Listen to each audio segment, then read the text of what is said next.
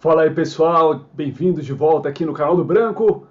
Vou falar agora desse fato marcante do dia de hoje, 25 anos do trágico acidente que vitimou os Mamonas Assassinas. Pois é, já faz 25 anos. Incrível, né? Me lembro bem do acidente, eu tinha apenas 18 anos na época, era um jovem roqueiro, metaleiro. E nem gostava muito de Mamonas Assassinas, como muitos dos que eu conhecia na época, porque os Mamonas fizeram um sucesso popular estrondoso, absurdo, mas no meio do rock havia muita resistência, por causa dessa coisa irreverente da banda. Mas hoje em dia, olhando em retrospecto, eu vejo que era isso que faltava pro rock, né? Continua faltando, não se levar tão a sério e se permitir ser mais irreverente, ser mais divertido, como eram os Mamonas Assassinas, né? Afinal de contas, isso também nem era novidade no rock brasileiro, né? Desde o Raul, que já fazia essas misturas malucas, já fazia paródias, já colocava ritmos regionais, né? Passando por grupos que marcaram os anos 80, embora não tão populares, como o Língua de Trapo, o Joelho de Porco, Premeditando o Break, né? Entre outros artistas que faziam esse rock irreverente, com várias misturas, várias referências. E aí, quando os Mamonas surgiram ali no começo dos anos 90, eles tomaram de assalto, né, a cena. De repente, foi uma coisa que causou um certo impacto pela maneira irreverente deles e pela forma tão direta que eles abordavam os assuntos com bom humor, mas assuntos polêmicos, que hoje em dia nem daria. Você imagina uma música como Robocop gay hoje em dia? Não ia dar, né? A galera aí que do politicamente correto ia massacrar a banda de cara. Não pode fazer esse tipo de brincadeira, né? E, enfim, é como essa, coisas da época, né? A gente está 25 anos no futuro daquele momento, porém parece que regredimos em alguns aspectos, né? Se a gente for parar para pensar em algumas questões. É claro que havia muito exagero naquele momento, a ponto de algumas bobagens que se falava nas letras serem permitidas assim tão abertamente, a ponto de uma banda como eles virarem referência de música para criança, né, de festa infantil, que não era exatamente também a proposta. Mas a criançada gostava desse lado lúdico, os caras vestidos de personagem, de Batman, de Robin, enfim, né, achavam engraçado, divertido. Até por isso eles faziam ainda mais sucesso, né? E aí bombavam nos programas de televisão, no Gugu, no Faustão, sei lá, né? Esses programas bem populares, até programas infantis tipo Xuxa, né? E isso fez com que a banda tivesse um alcance monstruoso, a ponto de terem vendido 1.800.000 cópias na época do disco de estreia, que foi o único disco gravado por eles, né? Gravado nos Estados Unidos, foi uma aposta já de uma gravadora, né? Quando viram que, pô, isso aqui tem potencial, vamos investir, né? E realmente fizeram um investimento que deu certo. Foi o disco de estreia que mais vendeu cópias num único dia. Foram 25.000 cópias no dia de lançamento do disco, impulsionados pela música lá, aquela paródia da música portuguesa, né? Que é muito engraçado. Eu lembro que quando eu escutei isso aí, eu tive um sentimento ambíguo, né? Porque eu era roqueiro, todo tradicional, não sei o quê. Mas eu achei aquilo tão surreal e achei divertido. Não nego que eu gostei da paródia, que já saí cantando ela, repetindo. Só que é aquilo, a gente tinha uma certa, né? Ah, mas isso aí, essa banda tá zoando o rock. Pô, mas é pra ser zoado mesmo, né? Aí é que fica legal. Mas enfim, são outras questões, né? E aí acontece o acidente com eles pouco tempo depois, né? O sucesso deles foi efêmero, foi um sucesso estrondoso, muito rápido. Começaram a lotar shows pelo Brasil inteiro, graças a essa exposição massiva na mídia, né? Os caras faziam cerca de 10 shows numa semana, então mais de um show por dia nessa correria, e isso foi o fator preponderante para o acidente que causaria, infelizmente, a morte de toda a banda, né? Ao todo foram 7 integrantes da banda e 2 pilotos, né, que estavam no Learjet, que se acidentou na Serra da Cantareira no dia 2 de março de 96. E eu, como disse, por mais que não fosse minha banda favorita, que a gente tivesse alguma restrição com relação à banda, como qualquer ser humano, fiquei bastante impactado com o acidente, né, com a morte deles, afinal tão jovens e fazendo sucesso. Afinal de contas, a gente sempre lembra daquele acidente do dia que a música morreu, lá em 59, com tanto pesar, né? E qual é a diferença? Para mim não tem diferença nenhuma, né? São jovens explodindo para o sucesso, fazendo rock, né? E que faleceram de uma maneira trágica num acidente aéreo. Aliás, a gente pode inclusive traçar um paralelo entre esses dois acidentes, porque o Dinho mesmo costumava citar o Ritchie Valens, né, e o caso do La Bamba. Então muita gente fala em premonições que os caras tinham, né, que eles meio que parece que sabiam que ia acontecer alguma coisa com o avião da banda, porque o Dinho já tinha citado esse acidente mais de uma vez, né.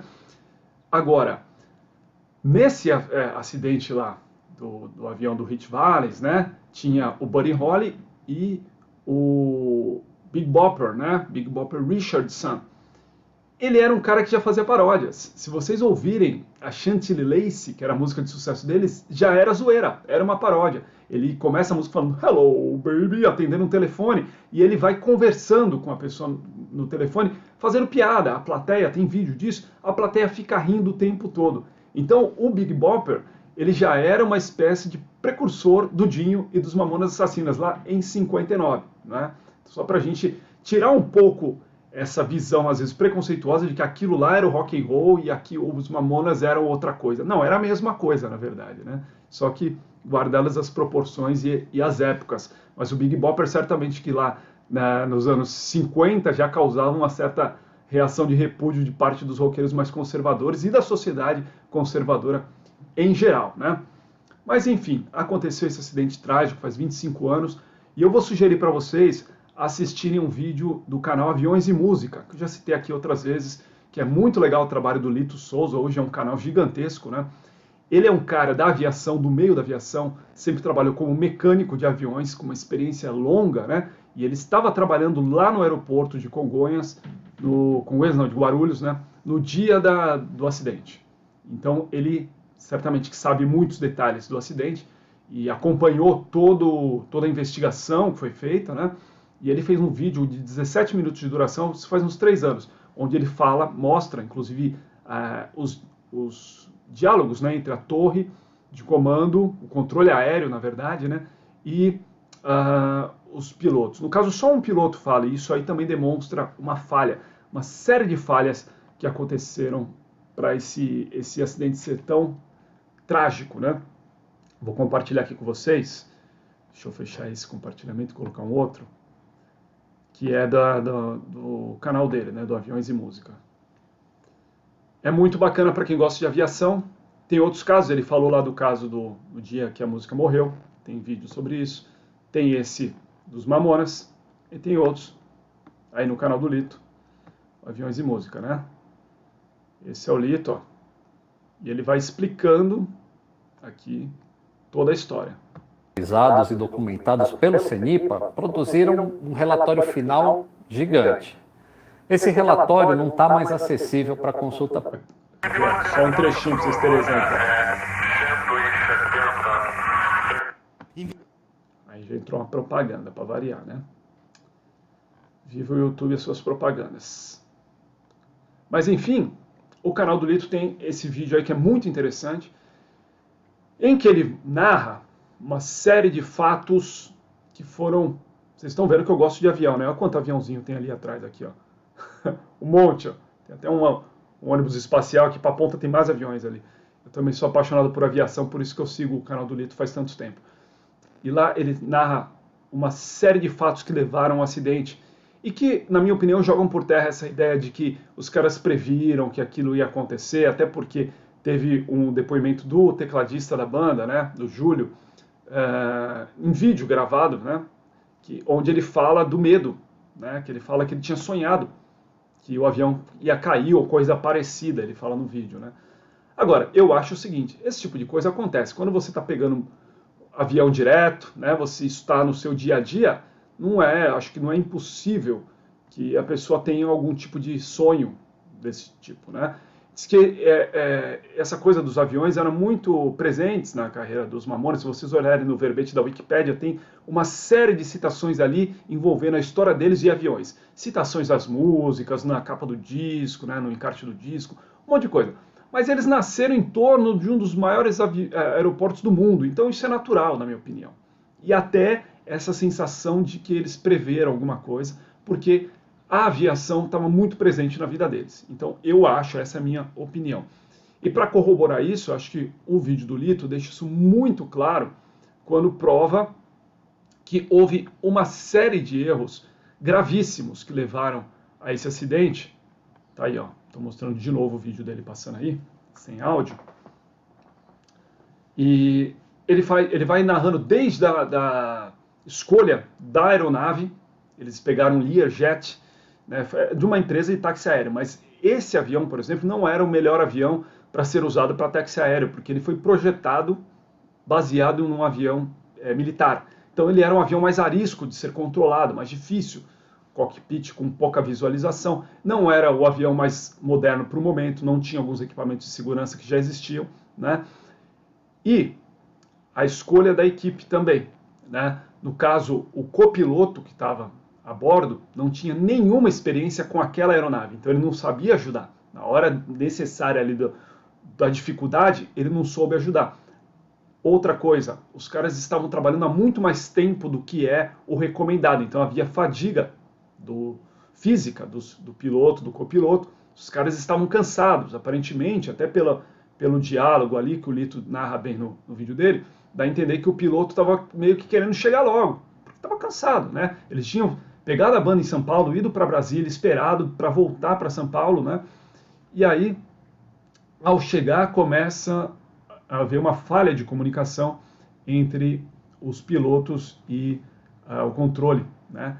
Chega num ponto, num determinado momento, em que a falha é tão clara que o Lito mostra no vídeo e a gente não percebe. Depois ele volta e a gente vê de novo e percebe a falha que nem os pilotos e nem a torre perceberam também.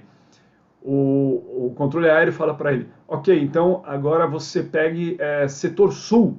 Ele fala, afirmativo, setor norte.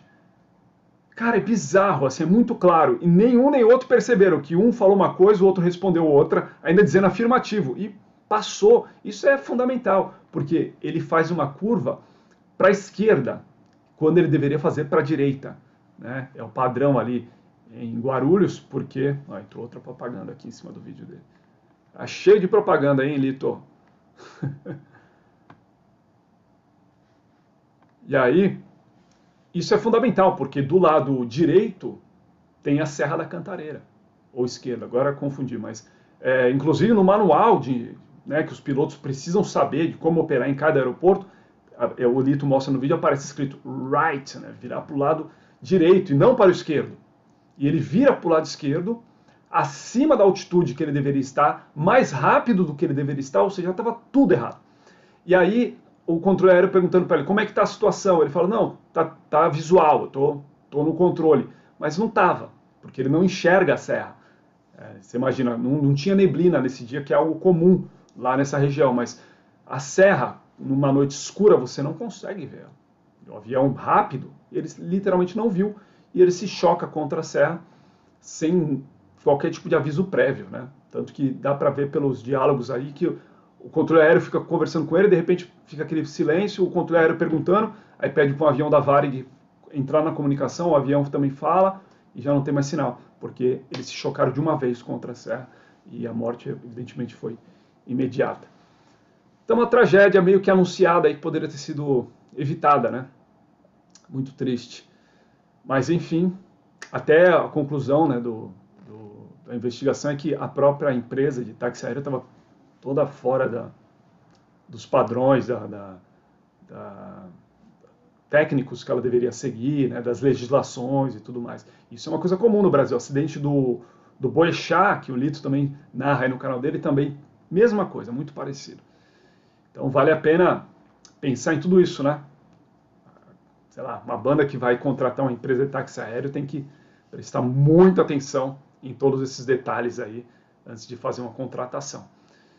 Levantaram a hipótese até de que o Dinho, o vocalista, estava na cabine, né? No dia, porque ele era também fã de aviação e tal.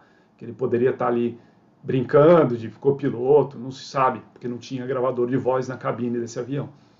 Mas diz que a falta de comunicação, a demora do piloto responder, pode ter indicado que havia uma terceira pessoa ali, por isso estava meio que atrapalhando um pouco, digamos assim, mas são só especulações, né?